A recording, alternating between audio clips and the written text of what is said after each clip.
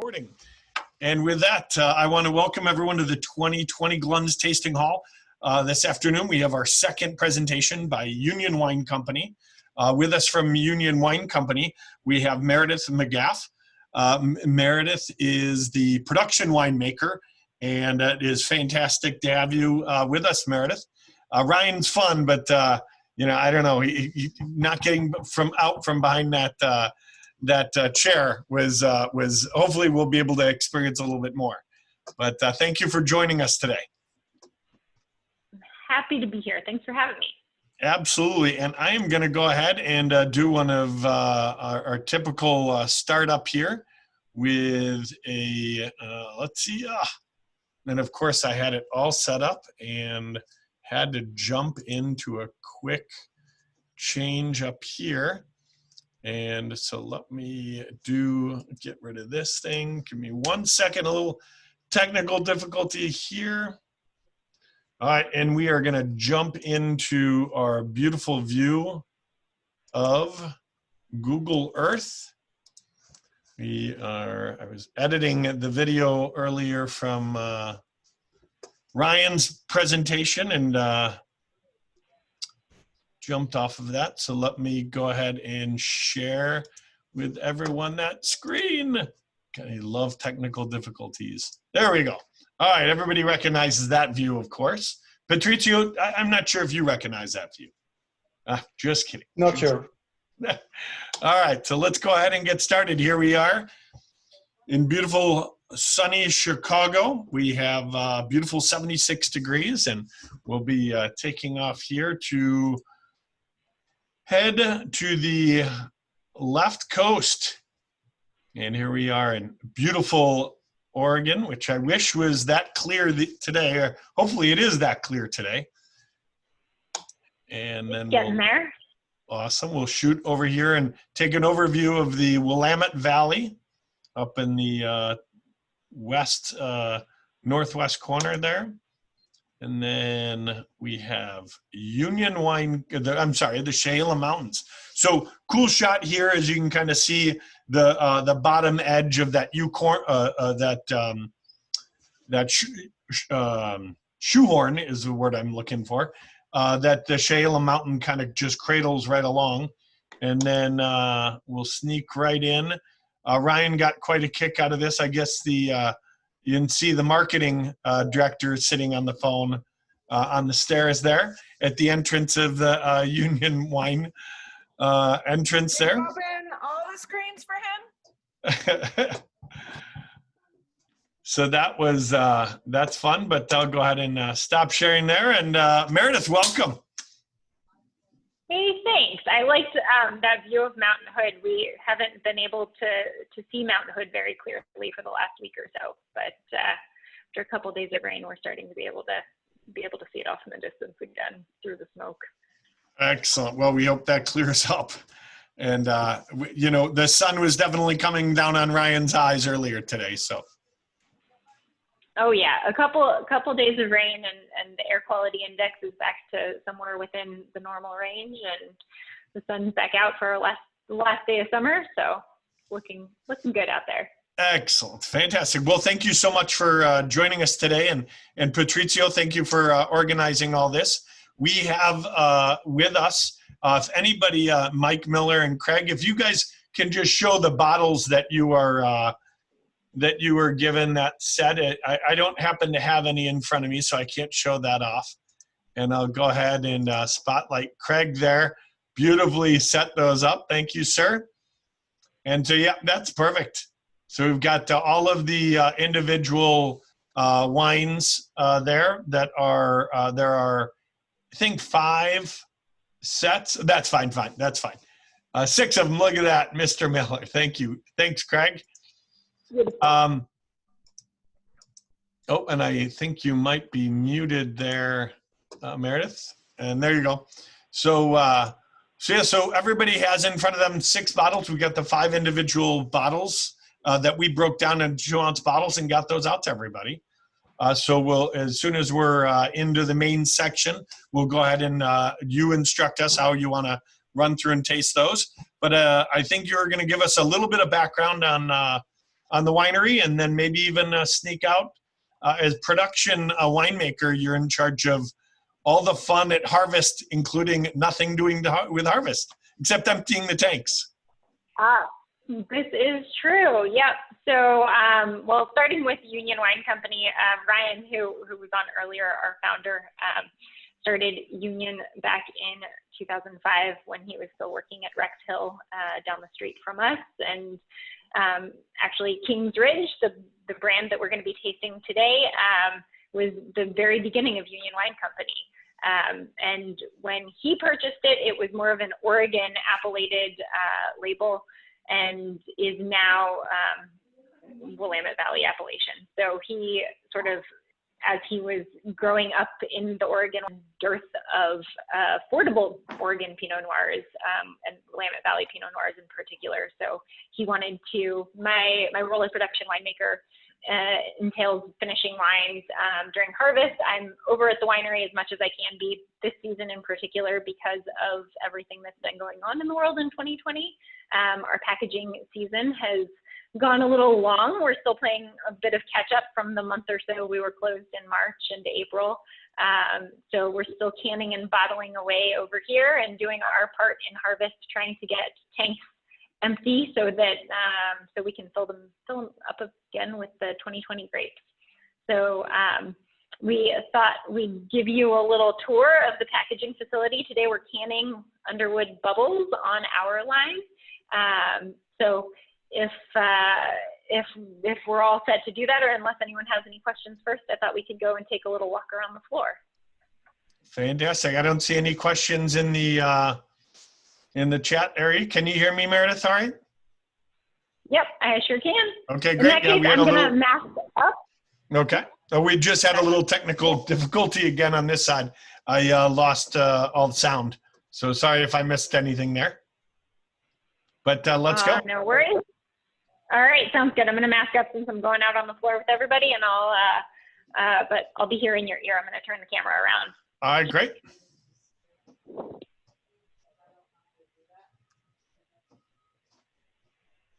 All right. So I've been in our conference room. It's a little quieter in there. It's going to be a little bit noisy out here, so hopefully you'll be able to hear me okay. Joe, maybe just give me a shout if you want me to mute it. It is pretty noisy on the floor. You got it. No problem. And I can also mute you from here. Great.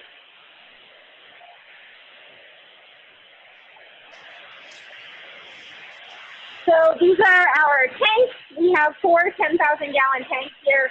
We just ship wine over from the winery to package it. We're about 2 miles down the street from the winery.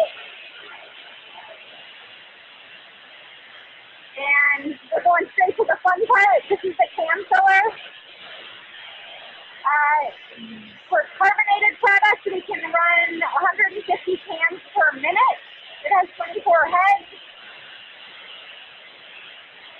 And actually, I'm going to take you up to the top of the tank so you can get a good overview of this facility.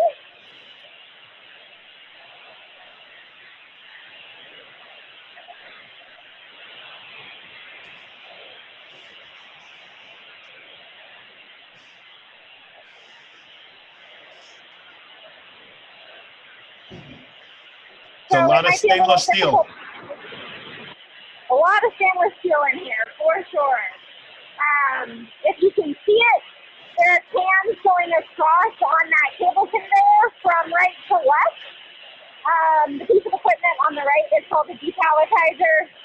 The cans come in bulk on 18-layered pallets. And the depalletizer does just that. It removes them from the pallet and sweeps them onto the line 1 layer at a time. And then they go down into the filler. And when they come out of the filler, you can see sort of in the middle of the shot, they go across and around this horseshoe and back into that tunnel, which rinses them off.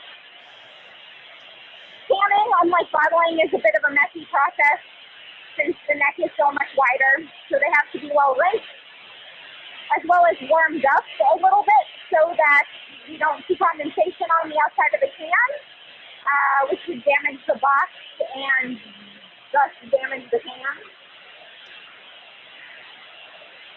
And then you can see the cans going off to the left and eventually snaking back to the right into, let's see, that piece of equipment right in the middle there, which we can walk over there quickly and you can see it packs the cans into trays. It builds the trays around them and shrink wraps them, and then they go up that spiral conveyor and across at the top there and out and down to the left. You can see Harold in his red sweatshirt off in the corner there at the palletizer. So sorry, I'm a little shaky up here. So that piece of equipment palletizes the finished cases. These are 12 packs of 375 milliliter cans that we're running right now. So we'll take another quick walk through, and then we can get to the fun part of tasting the wines in front of all of you. Well, Meredith, I'm not going to speak for everybody, especially since I don't get the samples in front of me. But this is pretty sweet. This is awesome. We don't get to see this every day. Cool. Well, we'll walk through and see everything. There's Sandy feeding ends. This is actually our new bottle filler and capper. We're in the process of installing our own bottling line. So we've been canning here for about a year and a half now, but have still been mobile bottling up to this point. So next week we'll be running bottles on our own line. Did you say next week? Next week, yep, that's the plan anyway. Wow, that's awesome.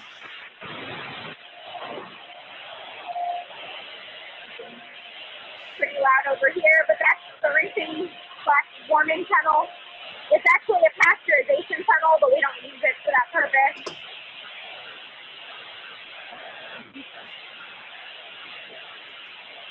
We have an accumulation table that you can see here that's intended to accumulate backed up cans if there are any downstream issues. I'm always happy to see it empty. That means that everything's working as it should.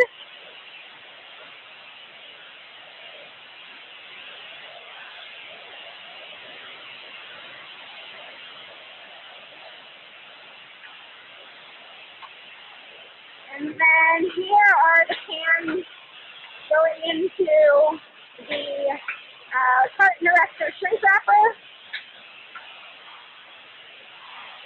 Oh.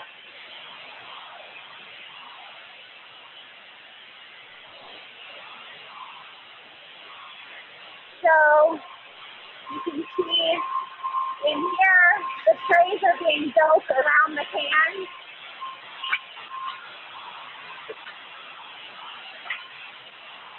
Like a live episode of how it's made. And then shrink wrap. We go through a warming oven and come out the other end. The shrink wrap is shrunk on. And there are your finished 12 packs of rosé bubbles.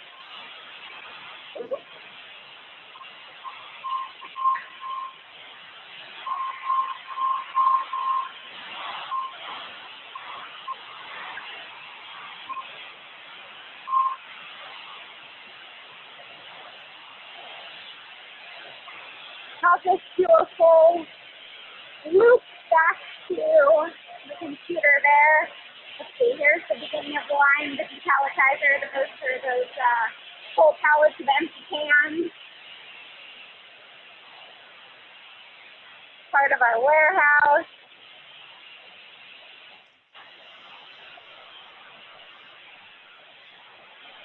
So we store as much of our finished product on site as possible, although we do have a third-party warehouse through whom we ship finished product out. This is the pallet wrapper. There's the manual getting it going.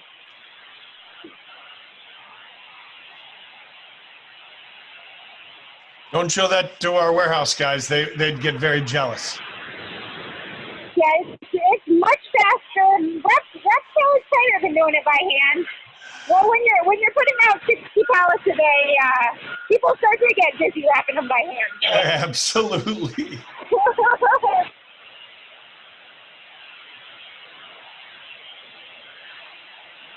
And actually, the last thing I'll show you here before we get to the blowers, where it's very loud. This is sort of a cool piece of equipment. It's called a Filtech. It rejects cans based on fill height or low or high pressure. Since you can't see through the can to see whether it's a low fill, this measures it and rejects them into this tray if they're either underfilled or under or over pressure. So that prevents us from sending leakers or low fills out into the market. Okay, and I'm gonna mute as I walk by here because it's very loud.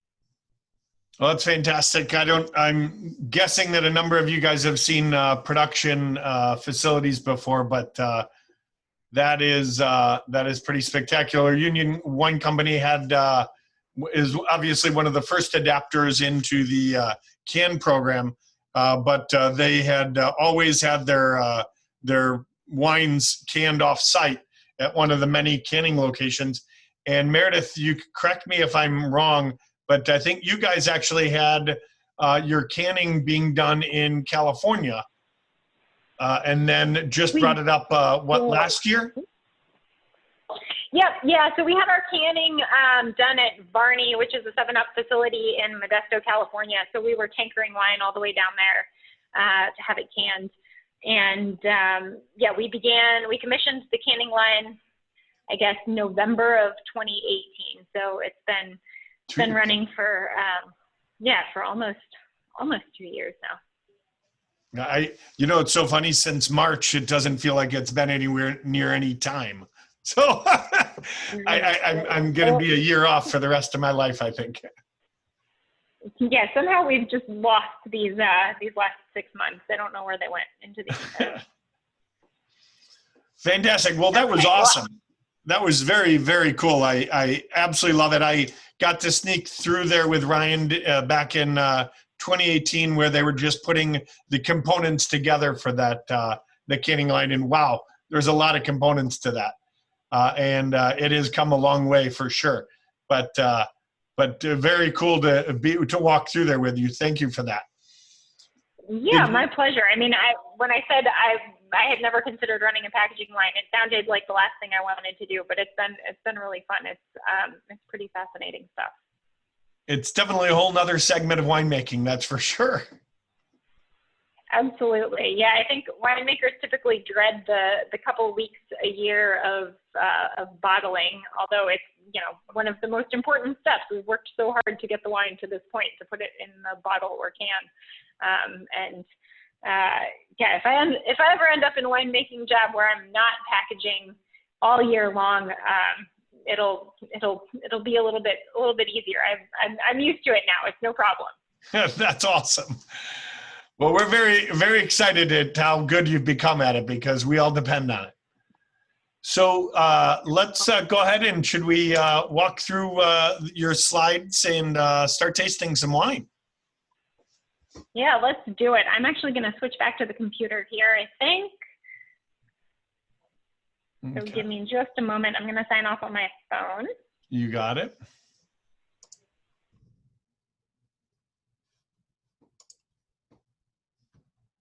All right, and as we wait for Meredith to jump back on with her computer, and there she is.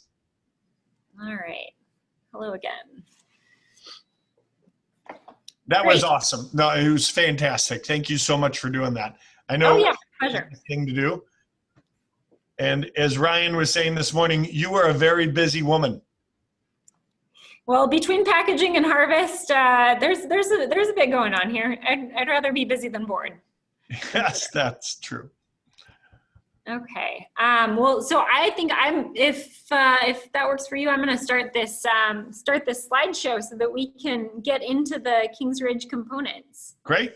And if anybody has any questions, again, you can go ahead and throw it in the chat section, and I will go ahead and throw a little note in there so that you can see where that is. But Meredith, it's all yours. Great. All right. Well, I gave you all a little bit of backstory of Kings Ridge. The components that you are going to be tasting are 2019 vintage. Let's see. So Ryan Harms, there's the guy who was on earlier, and that little group on the staircase on the left there was the crew at Union.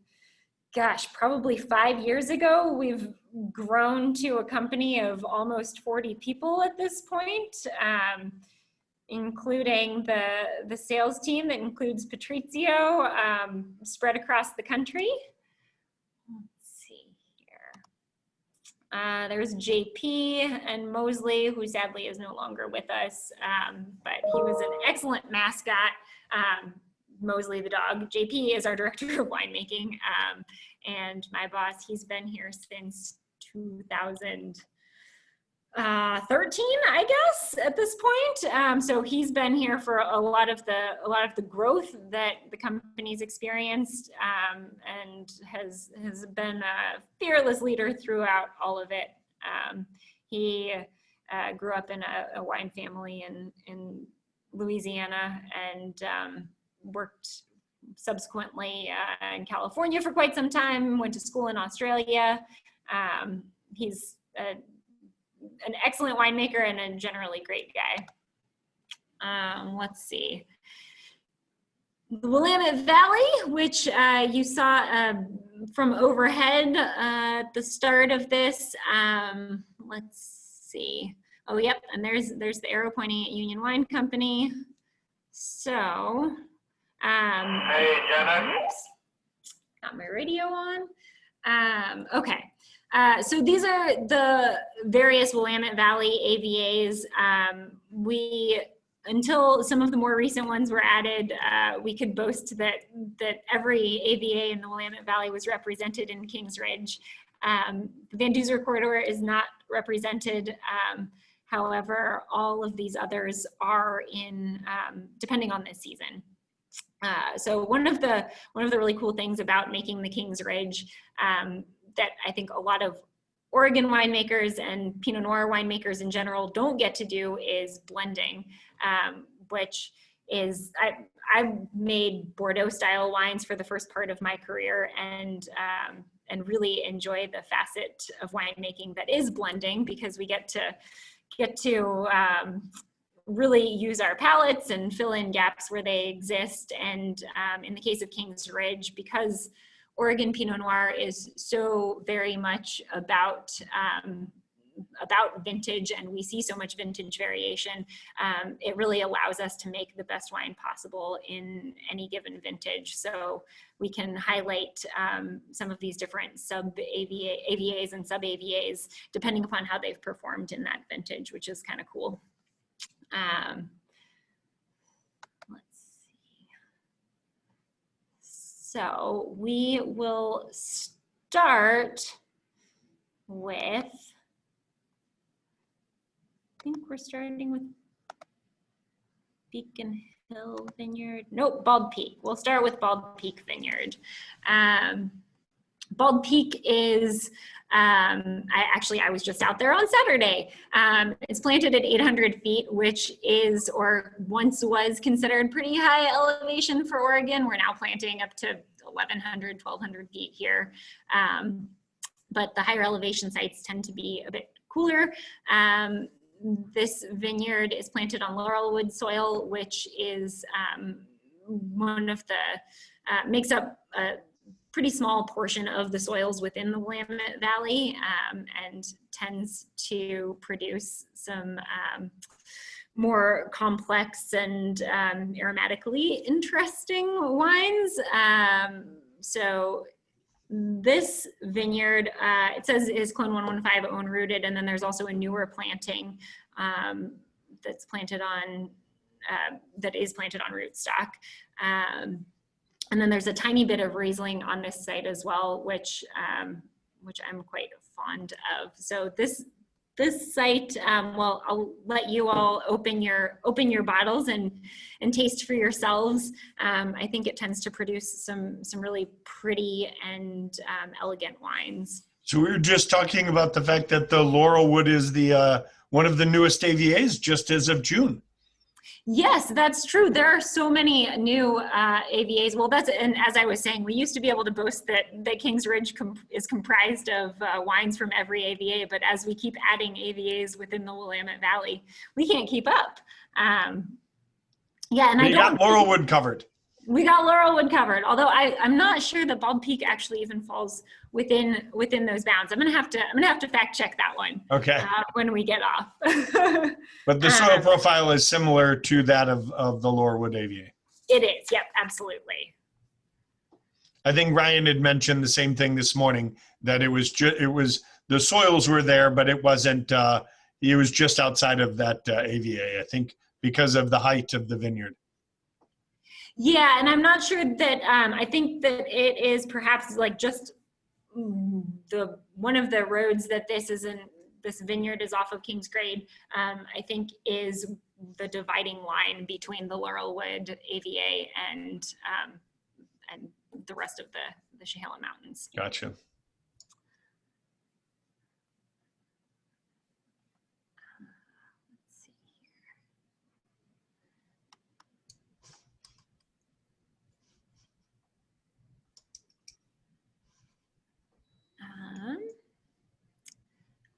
And then let's see here. Did anyone have any questions or comments about the Bald Peak wine?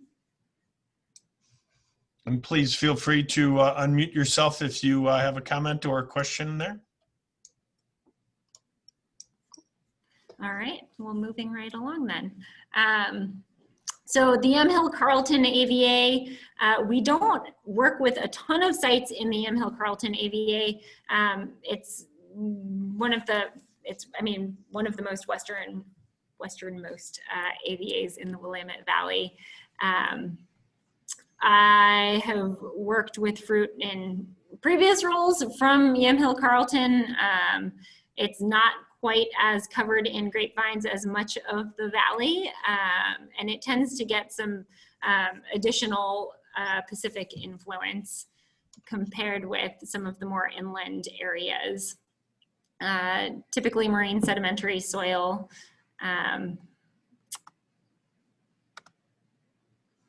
And I believe we are going to visit Bass Hill in the Hill Carlton AVA. Oh, we'll start with Beacon Hill. So Beacon Hill was the original home of Soder Vineyards. It's a lower site and in sort of a basin. So it has quite a bit of protection on all sides, really. I was also at Beacon Hill on Saturday. This is perfect. And the current owners, George Hilberry, was actually one of the partners in Union Wine Company at the very beginning. Funny aside, George's family is from Wyoming, and I was in Wyoming on a backpacking trip just about a month ago, and I saw an email from him about some crop estimates, and was texting back and forth with him and realized that he was in the town that I was driving through. So I went and had a meeting about Beacon Hill in the middle of my vacation in Wyoming. So let's see, Beacon Hill Vineyard, we use about 25% of the fruit from Beacon Hill. We are, primarily 115 is the clone, one of the Dijon clones that we source from this vineyard site. It's a little bit lower elevation, a little bit warmer than many of our other sites. Tends to provide some lifted aromatics. Again, really pretty wines.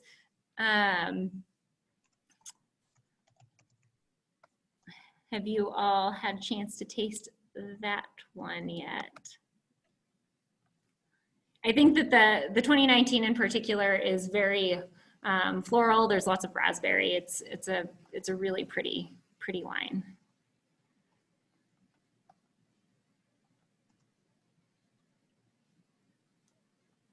Scott had mentioned higher elevation plantings due to climate change. On the success of those higher elevation plantings, definitely, I think have to do with that climate change for sure.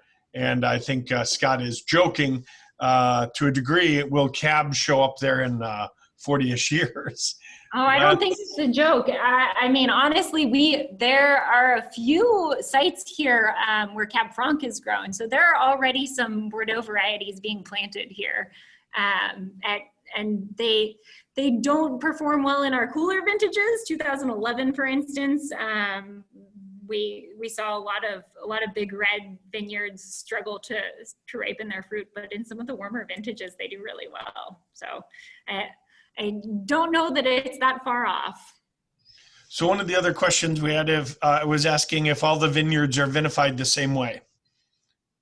Oh, that's a good question. They're not. I mean, let's see, Beacon Hill, this vineyard is typically fermented in a larger 7 to 10 ton fermenter. We've found that we're able to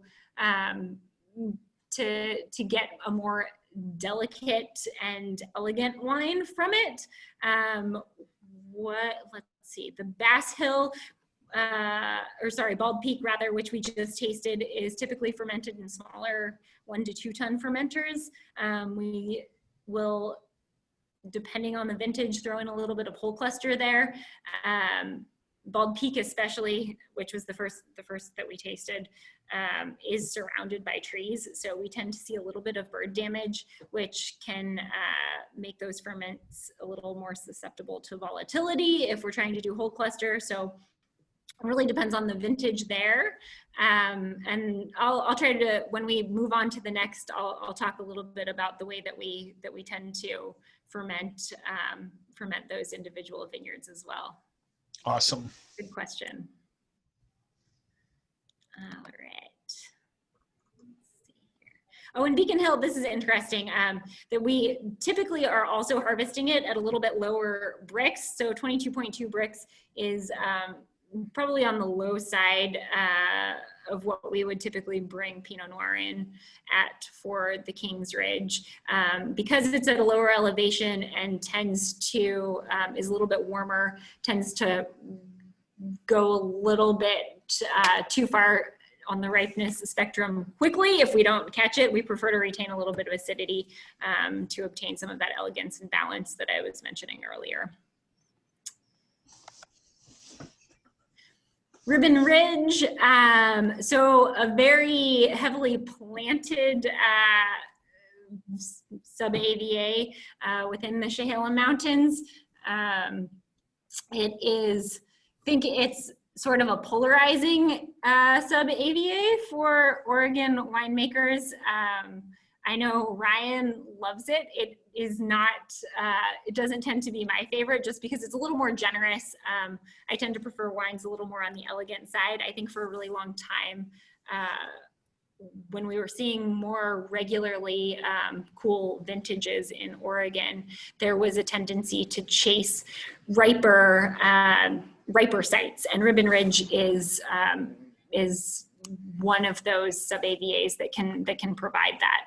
So as we've moved into a string of warmer vintages, Ribbon Ridge wines have continued in that really structured but also really generous and plump direction.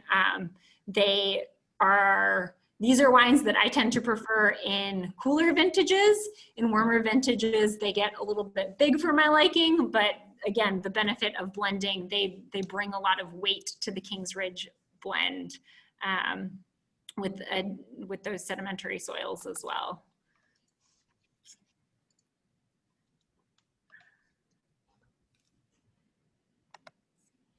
So Row and Row Vineyard, which is probably one of the largest vineyards in the Ribbon Ridge sub-AVA at 74 acres. It's primarily planted to Dijon clones. So Pommard 777113, Wädenswil, which is a Swedish name, or Swiss name rather, but is actually a clone that originates in France as well. This is just this vineyard creates wines that are just the backbone of the Kings Ridge blend at 25%. Some vintages going as high as 35 or 40% of the blend, just because it does provide that really reliable, generous fruit. Let's see here, 550 feet of elevation. So yeah, not super high elevation, but not as low elevation as the Beacon Hill we were just discussing. And the row and row, because it is a large vineyard and we source a fair bit of fruit from it, we're able to play with a lot of different fermentation styles in this vineyard. So we'll use 1-ton fermenters and punch it down, and we'll play with whole cluster. The fruit is typically super sound. It gets some good airflow through there, so we don't see a lot of mildew pressure, disease pressure in general. And because it is such an expansive vineyard, as you can see in the photo in the background here, there isn't a ton of bird pressure, so really sound fruit, which makes it a great candidate for whole cluster fermentation. And then we also can play with fermenting it in a larger fermenter and doing more pump overs rather than punch downs. Those pump overs allow us to reduce extraction a little bit and make a wine on the more elegant side. So row and row is, yeah, it's a great experimentation vineyard. So in any given vintage, we'll ferment it in multiple different ways.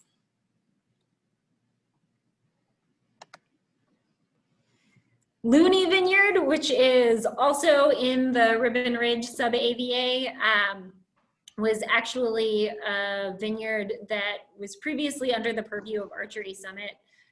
So I worked for Archery Summit in 2011 and got to work with this vineyard then, which, as I mentioned earlier, 11 was a pretty challenging vintage in the Willamette Valley, the latest on record. I think we didn't begin bringing fruit in until the middle of October at Archery Summit in 2011. It was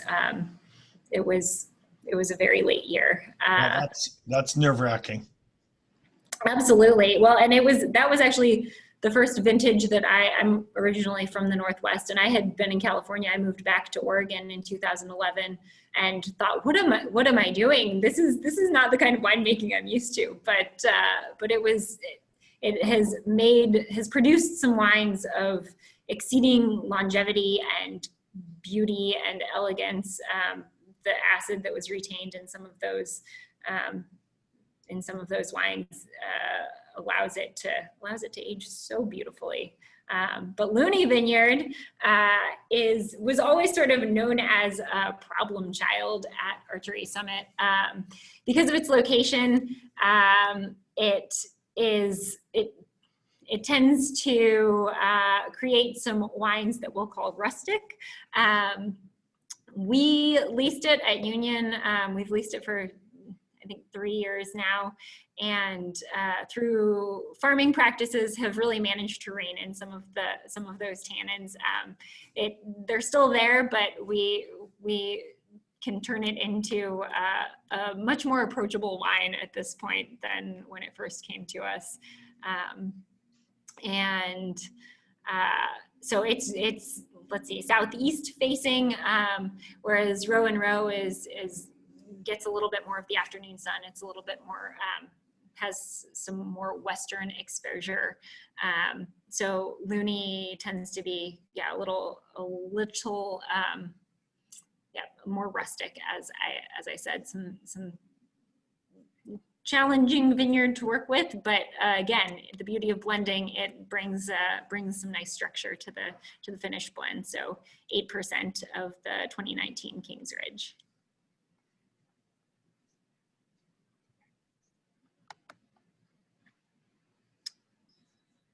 All right, and then the McMinnville AVA. So what is the westernmost AVA of the Willamette Valley. And I believe we're going to look at Bass Hill in here. So Bass Hill is such a fun vineyard to work with. Let's see, it gets a lot of Pacific influence, a lot of wind, so super thick skins. It makes these really dense, inky wines, but always has, it doesn't drop its acid very quickly. So it creates these wines that are really just tense and individually can be very age-worthy. Let's see here.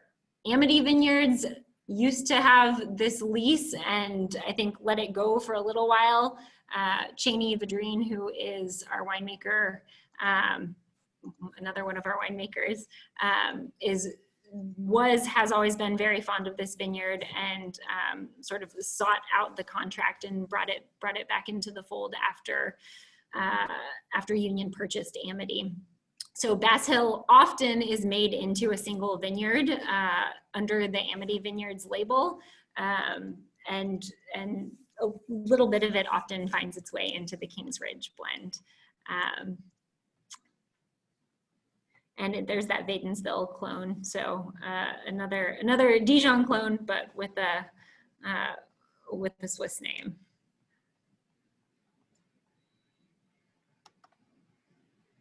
And then last but not least, you, I believe, have the final blend of Kings Ridge to taste.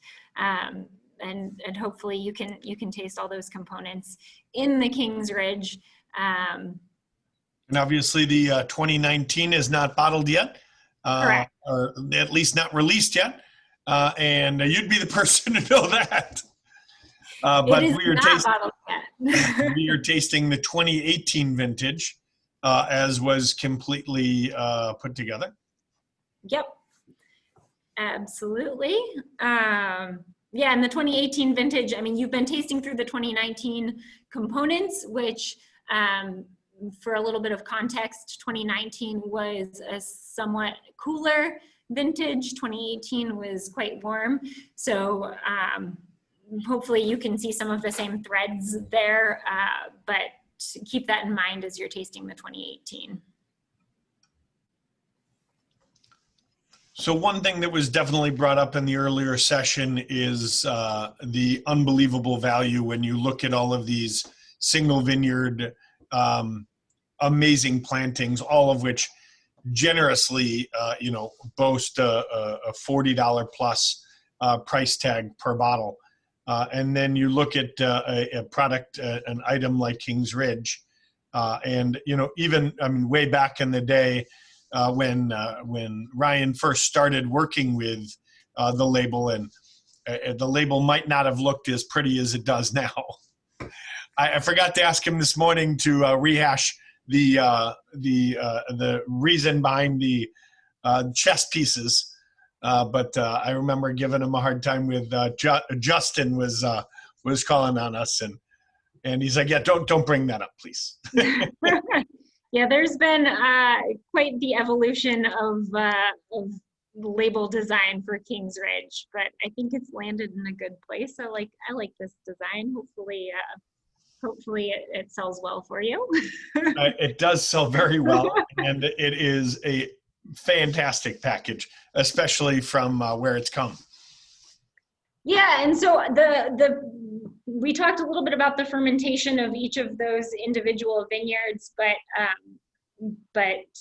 we didn't really talk about the aging of the wine. So we try to blend it as early as possible so that all of those individual pieces have a chance to mesh a bit. So as soon as malolactic fermentation is complete, we're tasting blends and putting those together, and then aging it in what is primarily neutral oak. So it's often somewhere between 15 and 25% oak influence overall, which I think that also, in addition to benefiting the wine quality, also is part of what allows us to produce this wine at such great value.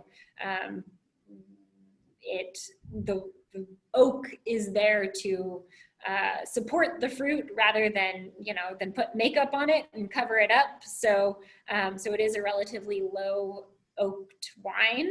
And yeah, the wine is aged in barrel from that time at blending, post-malolactic fermentation, until we're ready to bottle it. So it actually, the 2019 has not been packaged yet, but it's on the schedule for about 2 weeks from now. So it has come out of barrel and has been blended back together, and will go into bottle in a couple weeks' time.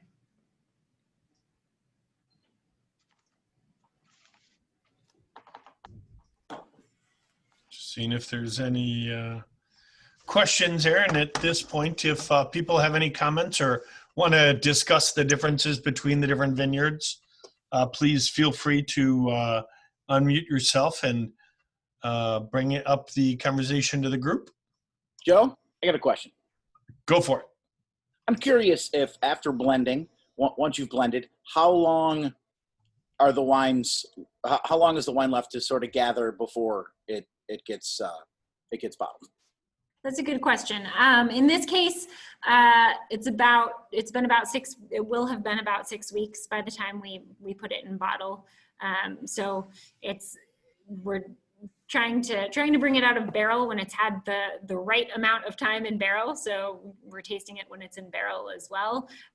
So we want to make sure that we get what we need out of that time in oak, but then also giving it an opportunity to come together before we put it in bottle.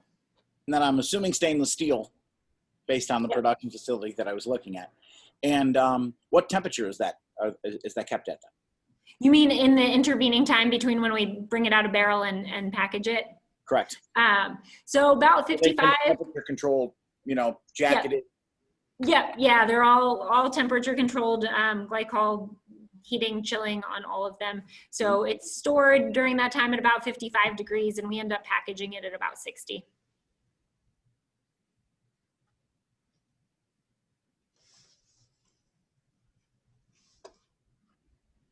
I'll throw out a question that I forgot to throw out to Ryan earlier today. Meredith, when you look at a typical vintage, and of course every vintage is different, typical vintage of Kings Ridge, what is that style when you look at all of the different single vineyards that you're bringing in for that? What is that one stylistic single vineyard that really kind of comes through every time? I think the row and row really is, as I mentioned when we were going through them individually, is just the backbone of the Kings Ridge. It's really very typical Willamette Valley fruit. And so if it's a cool vintage, it tends to have beautiful acidity. And if it's a warm vintage, it's really generous and fresh fruit. So I think row and row is probably the one that I think of most when I think of Kings Ridge. How much of the whole cluster do you guys end up doing when you look at through all the different fermentations? Is it a minority of the lots that do that whole cluster, or is it pretty even throughout? Yeah, it's probably somewhere around 10 to 15% overall. It's pretty low for some wineries, high for others, but definitely a minority of the fermentations. Whole cluster is pretty high risk, high reward, I would say. And so often when things go really well with a whole cluster fermentation, at least a little bit of that wine goes into some of our single vineyard bottlings, and then the balance of it will make it into the Kings Ridge. And so often a lot of the aromatic complexity that you're seeing comes from whole cluster fermentation. So thinking about the wines you tasted today, I think the Beacon Hill probably has the most whole cluster impact of those 5. And then this morning, Ryan was talking about, which surprised me significantly, that there is a significant amount of these same vineyards, same grapes that are harvested that don't end up going into the Kings Ridge that then are used actually for a backbone of the Underwood. Yep. Yeah, absolutely. So we're making the best wine that we can for Kings Ridge in a given vintage, and anything that we don't need for that volume goes into the Underwood. So Underwood is supplemented with wine that comes from fruit outside of the Willamette Valley because that is Oregon appellated, but a lot of the fruit that doesn't go into the Kings Ridge goes into the Underwood. That's pretty spectacular. Looking at the numbers on it of how much of that Underwood is Willamette Valley fruit at that price point is unbelievable. Yeah, absolutely. And that's, I mean, so much of that is thanks to the efficiencies that we're able to find, efficiencies of scale in the production of Underwood in particular. And it allows us to create the best wine possible for Kings Ridge, because we do have a home for the balance of the wine. Anything that doesn't fit into it stylistically can go into the Underwood brand. And Scott, you were raising up. Was that your favorite bottling that you were raising up? Nope, you're on mute, sir. Hey, sorry. Yeah, the Bass Hill would have to be my favorite. I mean, I like the warmer stuff, the Ribbon Ridge, and obviously it's not the backbone of the Kings Ridge, but yeah, Bass Hill would be fave of the day so far. So thank you. Yeah, cool. It's awesome. The Bass Hill's it's such a fun one. It's it always seems like such a paradoxical wine to me because it does have that coarseness and that richness and then all that acid. Yeah, exactly. Cool. And perfect timing for a 2-year-old's nap upstairs too. So thanks for making this work on my day off. Absolutely. And it was very funny this morning Zoom with Ryan. Ryan's got a 1-year-old, a celebration of 1-year-old in October. And we were just talking about, he was like racing to make it to the office on time because he had the morning duties. And always a fun challenge to throw in there. It is. It is. Kids aren't always on their exact schedules like we are. Yeah. Zero schedule. It's been kind of fun to see some of them in our meetings. It spices things up a little bit at work. I am sure. Any other questions?